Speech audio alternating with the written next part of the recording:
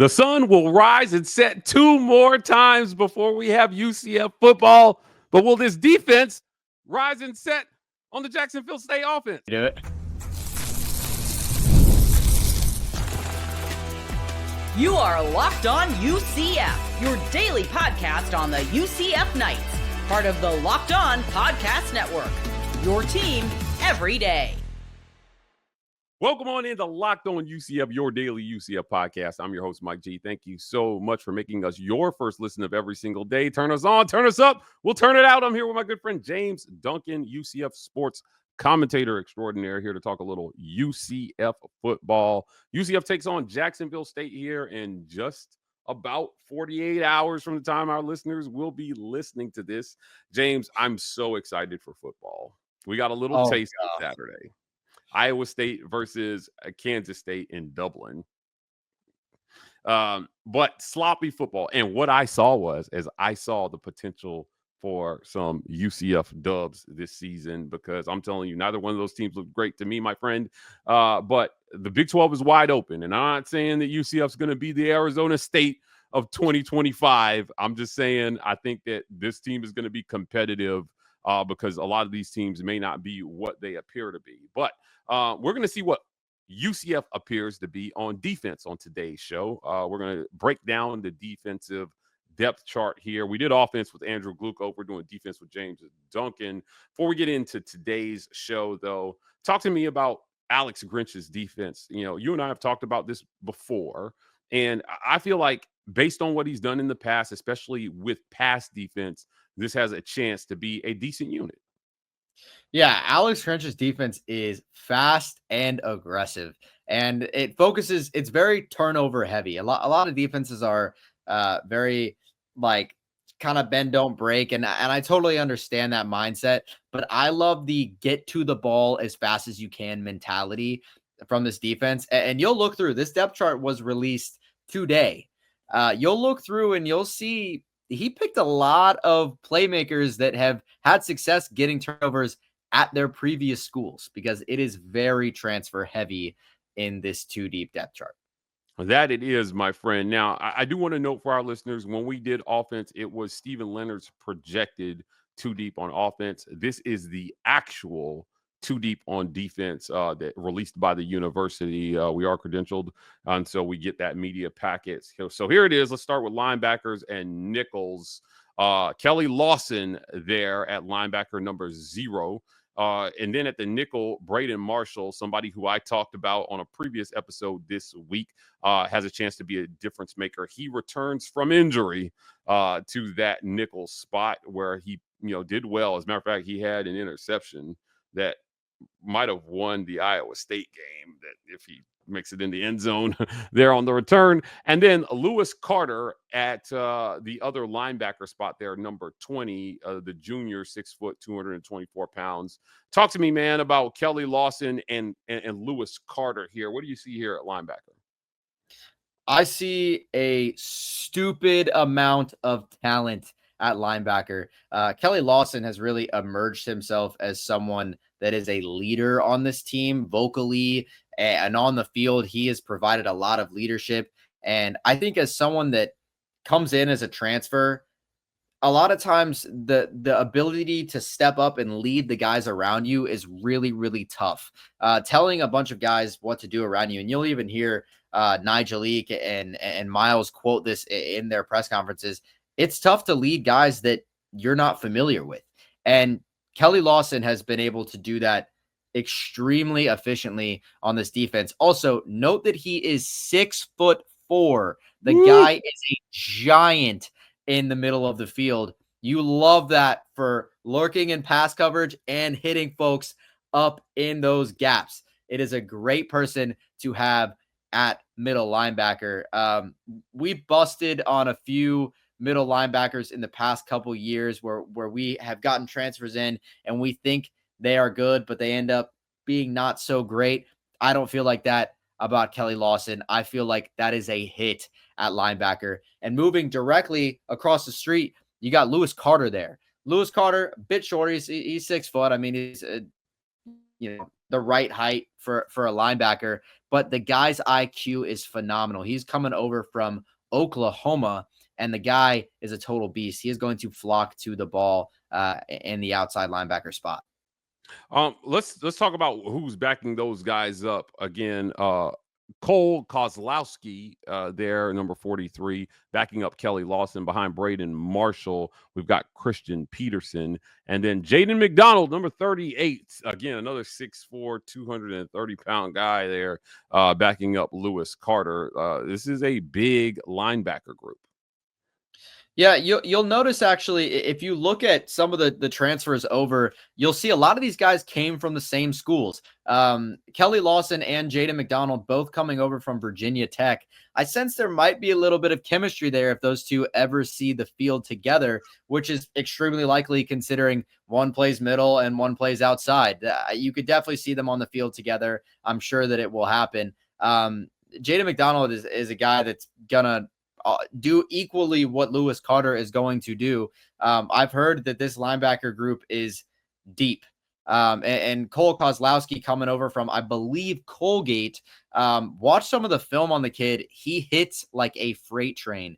He knows where the ball is going, and he hits hard, which is something that you need because there is a lot of Big 12 running backs that are extremely talented. Talk to me again, just before we move on here and get to the break. Christian Peterson, again, backing up Braden Marshall. Braden Marshall is a culture keeper. You've heard us use this term. I'm going to continue to use it as the season goes on for Scott Frost. And again, backing him up, Christian Peterson. I'm looking at Braden Marshall first, though, man. Like, I think he has a chance to have a special season. And he showed flashes last year. He's healthy. He's back. Alex Grinch singled him out, talking about the progression from spring to fall here and the good things that he's doing. A steadying force there at nickel. Yeah, Braden, they kept him on the kind of no-hit list on spring. They wanted to keep him not no contact, but, they wanted to keep him as healthy as possible. And then they kind of let him fly in the fall. And I love that, getting a guy that's that talented coming in as healthy as humanly possible is exactly what you need. Braden Marshall is an NFL guy. That is a guy that is going to just spy over the middle of the field, deep middle of the field. He's also elite in man coverage as well. He plays the slot, plays the nickel. That's a guy that you want on your football team and is a nightmare to play against. He is everywhere at the same time. Backing him up, you've got Christian Peterson, who was a pretty young piece of talent last year, had a couple shots at kick returner and played some defensive snaps as well, was great on special teams, had one minor mix up in an away game, but we'll leave that where it was. But the kid is good, and he's learned from those mistakes, and I can't wait to see him out on the field this year. Those guys are going to be flying around at the nickel spot. Indeed, they are. Look, we're going to move on to defensive line, safeties, and corners right after a quick word from our sponsors. This episode of Locked On UCF is brought to you by our friends at Monarch Money, guys. Look, managing your money can be hard, but it doesn't have to be with Monarch Money. Most people can't name all their financial accounts or even what they're worth, whether it's 401ks, properties, or investments. And when you don't have the full picture, you can end up leaving money on the table. That's why there's Monarch Money. It's an all-in-one personal finance tool that brings your entire financial life together in one clean, easy-to-use interface on your laptop or your phone. Monarch is built for people with busy lives. If you put off organizing your finances, Monarch is for you. Monarch does the heavy lifting. You can link all your accounts in minutes, see clear data visuals, get smart categorization of your spending, and finally feel in control of your money without ever touching a spreadsheet. I hate spreadsheets, guys. I just want an app that can do it all, and Monarch Money gives me just that. So if you can find out how much money you can save, it's because you're looking at the pennies. The pennies add up to dollars. The dollars add up to thousands of dollars at the end of the year. Thousands of dollars you deserve in your bank account, particularly your savings. Don't let financial opportunities slip through the cracks. Use code LOCKEDONCollege at monarchmoney.com monarchmoney.com in your browser for half off your first year. That's 50% off your first year at monarchmoney.com with code Locked On College. This episode of Locked On UCF is also brought to you by our friends at FanDuel, America's #1 sportsbook. The NFL season is almost here, and FanDuel is making sure you're ready for kickoff with a can't-miss offer. Right now, new customers can bet just $5, and if your first bet wins, you'll get $300 in bonus bets to use across the app.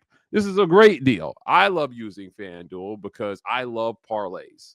And building a same-game parlay is how I personally have done very well on FanDuel. You can too. So if you're ready to play, download the FanDuel app now by visiting FanDuel.com to get started. That's FanDuel.com to place your first $5 bet.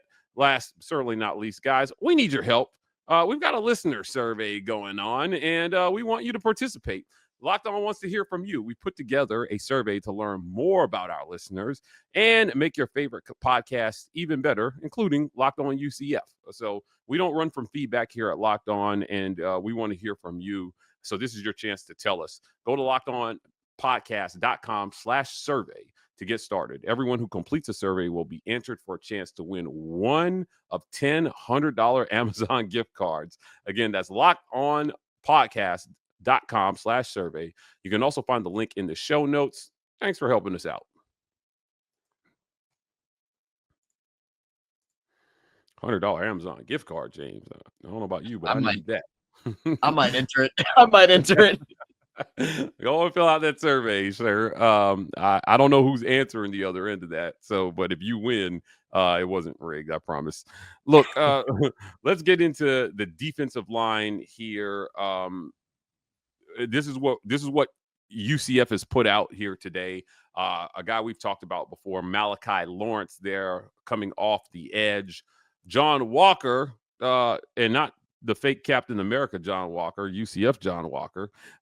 He comes in at defensive tackle in that starting spot. RJ Jackson Jr., 6'3", 310, there clogging up the middle. And then Nigeli Kelly, my guy Nigeli, I think he has a chance to be an all Big 12 performer here this year. The senior, 6'5", 250, coming off the other edge. Talk to me about this first line of defense here. These guys are going to be super important to protecting the line of scrimmage, controlling the game, and making sure that running backs are not getting through to the second level. If they can get pressure on the defense, on the quarterback, it's going to be a lot better for these defensive backs if they can get pressure up front. Yeah, I mean, this is UCF's premier. This is their showstopper in terms of their defensive unit. This is the unit that you've heard about from the final game last year, where people were like, "Oh God, what are we gonna do without Ricky Barber and Lee Hunter?" To now, everyone feels pretty damn good that this is gonna be a good unit. You start obviously with Nigeli Kelly, who's going to be an all Big 12 performer this year. Mark my words, that like the guy is unreal, and you've seen him, and he's talked about it in practice, how he just wants to get after somebody else. He is going to get after somebody else. Yeah. I promise you. And then on the flip side, you've got Malachi Lawrence, who last year probably didn't have the year that he would have hoped for. I sense a comeback year for him. I really do think that he is going to be extremely solid this year. And backing them both up on either side, you've got Isaiah Nixon, who came in, I think 2 years ago or 1 year ago, maybe as a freshman, and has quickly shown that he can dominate that 2 deep. He will be playing snaps for UCF consistently this year. He played last year as well, but I think he'll find himself with more snaps this year as well. On the other side, you've got transfer Sincere Edwards from Pitt. Wouldn't be surprised if that kid gets some sacks this year as well. There's a lot of guys that I think will come in pass rush situations. I think that there are certain guys on this unit that are better in pass rush than they are in regular rush. And I think you'll see those subs being made. I'm interested to see which guys establish themselves in those areas. But remember, as Scott likes to say, and as Alex Grinch likes to say, it is a privilege to rush the passer. You have to earn that privilege. I love that. And those guys, I believe, will earn that privilege. And a sneaky guy that isn't on this graphic, Jamal Johnson, who for the past 2 years has played snaps, and he's been relatively reliable.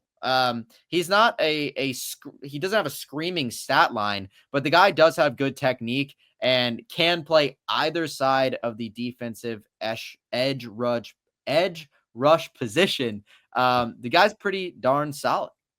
Well, look, again, as you mentioned, he didn't make the graphic, but Alex Grinch is going to want to rotate a ton of guys, particularly along the defensive line. You want to be able to stay fresh for the fourth quarter, so you can unleash guys like Nigeli Kelly and not wear them out early in the game trying to play catch up defensively. So you want to be able to rotate. It's not about the quantity of snaps, it's about the quality of snaps, especially when you are talking about rushing the passer. So I want to take a quick look before we move on to safeties and corners.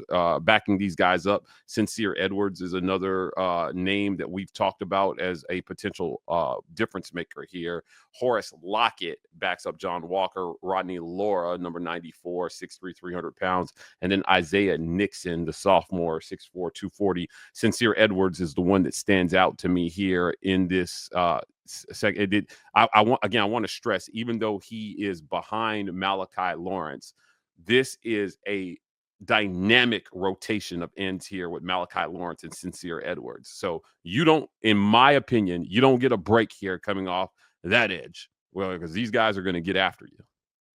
Yeah, and I think Zay is going to earn himself the same credit over behind Nigeli Kelly. You're not going to get a break on the outside. I mean, it is going to be an absolute nightmare for tackles out there.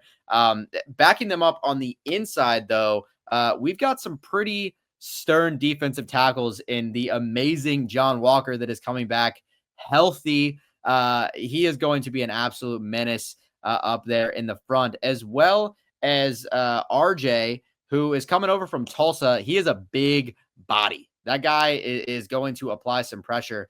Backing them up as well, we've got Horace Lockett, who was almost essentially a trade for Matthew Alexander, who played D-tackle for us last year, who went to Georgia Tech. We took one of their D-tackles, so just a nice even trade for some depth there. And then you've also got Rodney Laura from UNC, who I think people were expecting to be a starter. And RJ came in and made a big difference next to John Walker. I think their chemistry is probably really, really solid. I think we're going to quote Nigeli Kelly, I think we're going to have some parties in the backfield this year. Hopefully we do. Now, the guys protecting the back end here, the corners, the safeties, man. Let's talk about Antoine Jackson there, number 7, a guy we've highlighted. Jaden Williams, another guy that we expect to do well. Philip Dunham at safety, number 2, 6'1", 190. And then Jaden Bellamy. This is a fairly tall corner and safety group at the one. I mean, you've only got one guy under 6 foot in this group here. But talk to me about this. Jacurri Henderson backs up Antoine Jackson, Damari Henderson there behind Jaden Williams, Jalen AP Hayward behind Philip Dunham, and DJ Bell there, number 5 behind Jaden Bellamy. Again, Antoine Jackson, Jaden Williams stand out to me. Talk to me about these guys. Yeah, I mean, definitely going to start with Antoine. Coming over from ECU 2 years ago, I think, or I guess last year, he had a really solid year. Even I wasn't aware that he was injured during that time. Once I found out after the season that he was injured, I realized just how much better he probably could have been doing. I think we're going to get to see that this year, and I think you've already seen tidbits of it from practices. The guy could play both ways if he wanted to. I truly do believe that he has that good of hands, and you'll see that on special teams, which is a little preview for later. But yes, the guy has amazing hands. I would expect at least a minimum 3 to 4 picks on the season. Minimum 3 to 4 picks. Yeah, the kid is that good. Moving over, and I just want to say this again to repeat my previous earlier statement. We just took like 2 guys from certain schools and just paired them up in their respective units. We've got 2 guys from Syracuse and 2 guys from FAU in this unit that I think are going to be really, really solid. At the other corner spot, we've got Jaden Bellamy, who I think is going to be really solid coming over from Syracuse.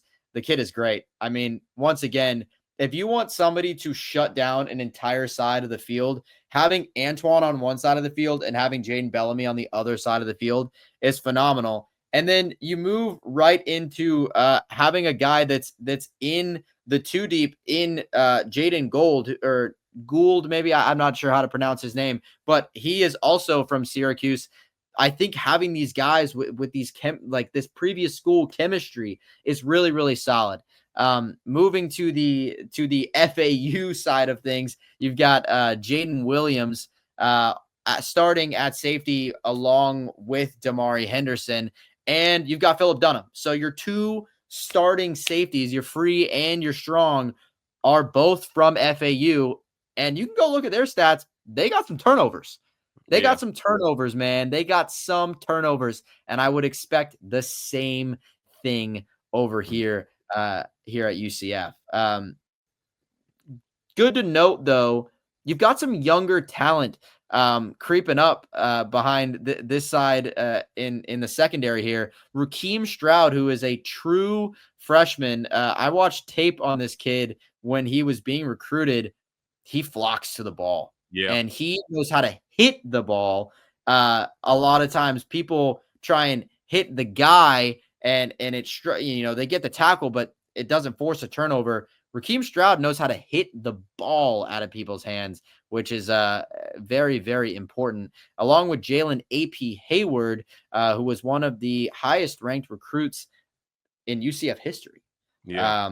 The guy is great. And then finally rounding out that group, you've got DJ Bell coming over from Memphis. He's going to play a lot of snaps. He's got experience. He's just really, really solid overall. I'm not actually, and then also you've got the Henderson brothers who are extremely reliable at corner and at safety. This is a group that I'm surprisingly comfortable with. Okay. Surprisingly comfortable. I'll tell you this. Look, defensively, I think UCF has a chance to be a surprising unit in the Big 12. Look, teams like Baylor, who are considered to, contender for the Big 12 crown, they were very regular in the secondary, man, last year. They had like the 9th rated pass defense there. I think they're soft. There are a lot of teams in the Big 12, I think, that are soft. And there's underrated talent at UCF. So with some good coaching and the right scheme, you could see, I think, some players make lists at the end of the season when it counts coming out of this group. But hey, look, that's not all. It's not all about those guys. Special teams cannot be overlooked, James, because games are won and lost on special teams every single week. We're going to talk about what UCF has on special teams right after a quick word from our sponsors. This episode of Locked On UCF is brought to you by our friends at Supply House, guys. When the opening whistle blows on a new repair, get your crew moving forward with Supply House. Order today and see parts on your doorstep tomorrow. Over 280,000 plumbing, HVAC, and electrical items from the most trusted brands in the business. Their real-time inventory and honest lead times keep you from punting projects, while their industry-leading customer service always has your blind side covered. Need parts for a project? Supply House has next-day delivery. Talk about a game changer. Next day, I live on 70 acres, and we are always doing projects, whether it's for the chicken coop or the donkeys or whatever else farm animal we got out here. The part finder tool and the 3D schematics can save you hours on jobs where every detail matters. Their Trademaster perks like priority shipping and dedicated support make the whole process smoother. Join the free Trademaster program today and score serious perks like priority shipping, lower prices, and a dedicated support line. The support line is another game changer. If you are frustrated like I am, not being able to reach a real human being in today's day and age, this matters to you. Visit supplyhouse.com and sign up for free and use promo code SH College 5 for 5% off your first order. That's supplyhouse.com. Real people, real service.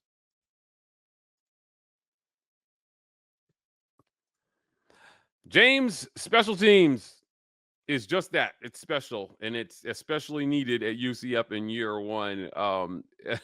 If you Scott Frost needs the kicking game to be on point. You need kicks to go out the back of the end zone. You need to be able to flip the field with your punter, and you need to be able to make plays from time to time in the return game. Let's take a look at what UCF projects on special teams. We'll start at kick return. Jay Nixon, the transfer from Western Michigan, back there. He has been a playmaker all through camp. And look, man, they praised him. We actually talked about his emergence in that room, in that running back room. So getting him on special teams, I think big. Myles Kelly projects as the starter, but look, man, those guys are going to share time. I like Jaden Nixon at kick returner, and then Dwayne Thomas Jr., the wide receiver, there on the other side. Now at punt return, we got Antoine Jackson, again, another great athlete. Talked about him at corner, and then Burdell Richardson. Let's talk about the kick return game here at UCF in year one. Who do you like? What do you don't like? Who's missing? Yeah, I mean, if you've watched special teams at the last couple of years for UCF, you would know that it's pretty much everything but special. It definitely has struggled the past couple of years. I would say in the return game and in the kicking and punting and overall punt and kick coverage as well. Definitely just been an all-around struggle for the UCF Knights in the past couple of years. I am really excited to see how Jaden does. I know Jaden has taken returns at his previous school as well as DT, and with specifically DT being as fast as he is, I wouldn't be surprised to see those guys rotate a bit. Same with the Antoine and Burdell situation. Burdell and Antoine are both extremely fast and extremely shifty guys. I think you see at least one punt return or kick return taken back for a touchdown, which has not happened in quite a long time for us UCF guys. So interesting. I would be very excited to see a special teams return this year. Something that I specifically want to get to is special teams coverage. Defensively on special teams, we allowed a lot of yards last year, yards that should not have been.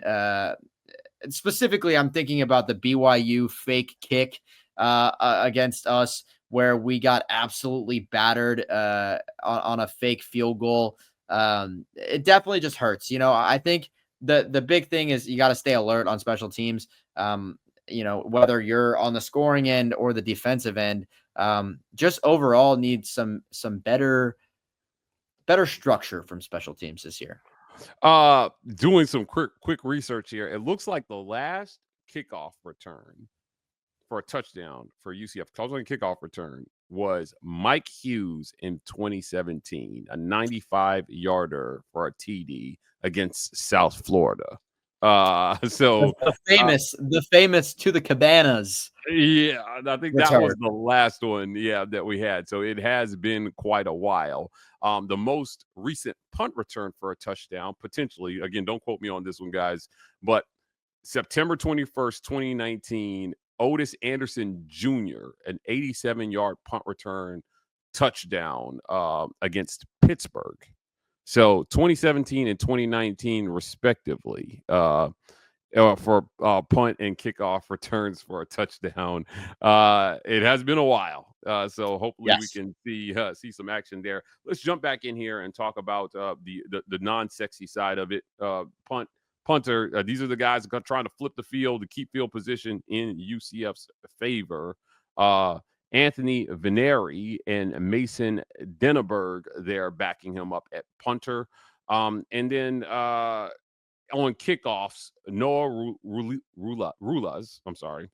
Talk to me about these guys, man. Like, how solid do you feel about the kicking game here for UCF?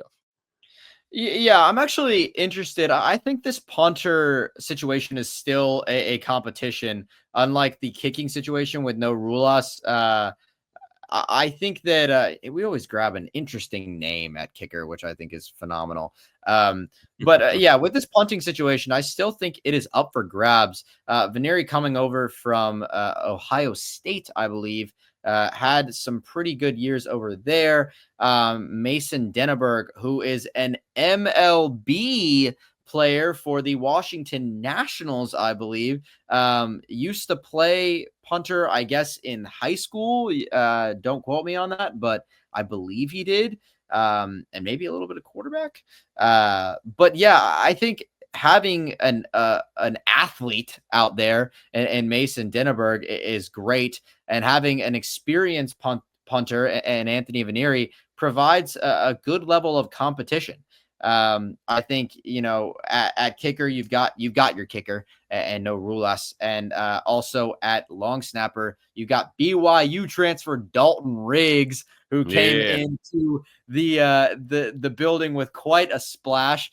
I believe doing a split in his intro conversation to the rest of the guys. Yeah, crazy. I actually feel more comfortable with this special teams unit in terms of the guys that are actually going to be kicking, punting, and receiving the ball this year. I'm looking forward mostly to see how the coverage is. But in terms of actual transfers, I feel pretty comfortable. I want to round the segment out just talking about Rulas there as a place kicker. Again, he will be handling the place kicking duties as well as kickoffs. So look, man, you got to be able to go out and make field goals. A career 31 for 40. That's a 77.5% hit rate with a 54. Look, you got to be able to make kicks, quite frankly. And let me just frame this for you. When your kicker cannot hit routine kicks inside of 35 yards, you do things on the edge of the red zone and in the red zone that you wouldn't normally do. This can absolutely disrupt the offensive flow once you cross the 50, not being able to trust your kicker to make kicks. Sometimes you just got to take the 3 points and then make sure that the next kick is a kickoff, right? So Rulas will have that on him this year for a offense that struggled to move the ball through the air at times.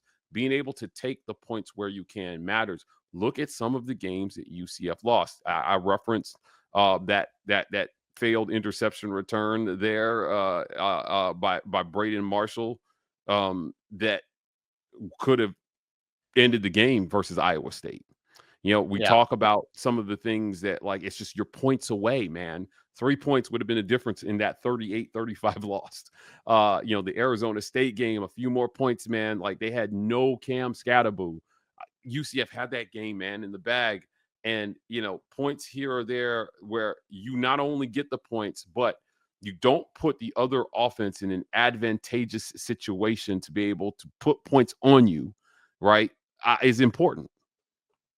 Yeah, absolutely. And I would like to see more from that unit this year. I think you will. Rulas coming over from, I believe, James Madison, had one of the best in James Madison history kicking seasons last year. I think tied for 4th in James Madison history for most kicks in a single season, kicks made in a single season. UCF has spent the last 2 years looking for a solid kicker. Obviously, with Colton Boomer's amazing one-off season, we thought we finally found UCF.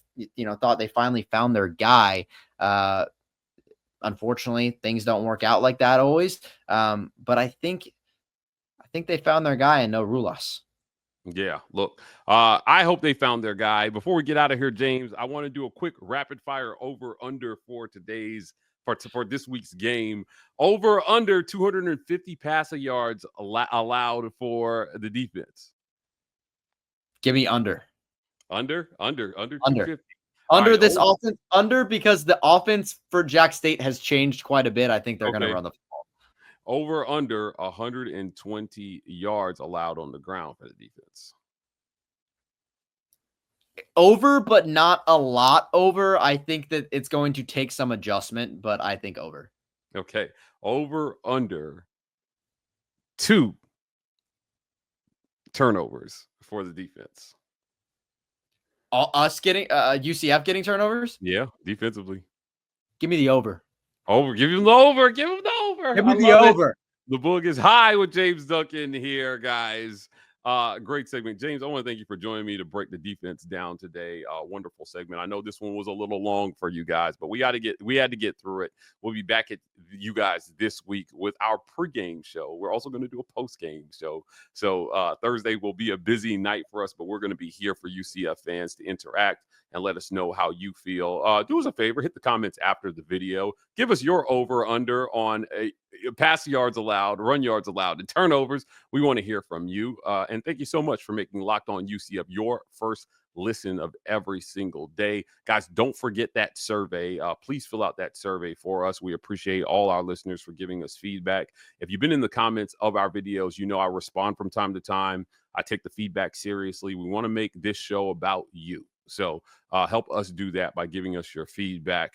And look, man, for your next listen, go check out our friends at The Portal Show. Our guy, Brian Smith, has the latest in portal signings, rumors, all the going-ons in college football right there in one place. You can find The Portal Show on YouTube or wherever you listen to your podcast. You can find us here tomorrow on Locked On UCF.